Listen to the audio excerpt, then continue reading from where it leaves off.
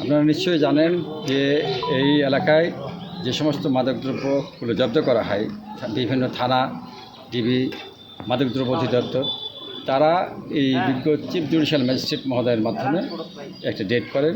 বিজ্ঞ senior judicial magistrate যারা রয়েছেন তারা এখানে আসেন। সেই ডেট অনুযায়ী আজকে ডেট ছিল। এই ডেটের মধ্যে 39টা মামলা নিষ্পত্তি হলো, আজকে মালামাল ধ্বংস হলো, যার আনুমানিক মূল্য 39,50,000 টাকার অনুমান। সার্বিক দিক বিবেচনা করে এটা নিয়মিত রুটিন কার্যক্রম আমাদের।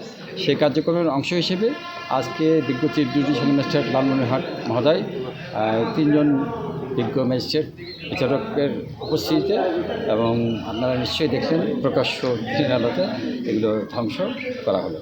এবং এই ধ্বংসের মাধ্যমে মালামালগুলো নিষ্পত্তি হলো, যেহেতু স্থান সংকুলন নেই আমাদের কোর্টে মালখানায়, সে কারণে থানা মালখানা থেকে জব্দকৃত আলামতগুলো আমাদের প্রকাশ্য বিচার আদালতে এনে আজকে ধ্বংস করা হলো।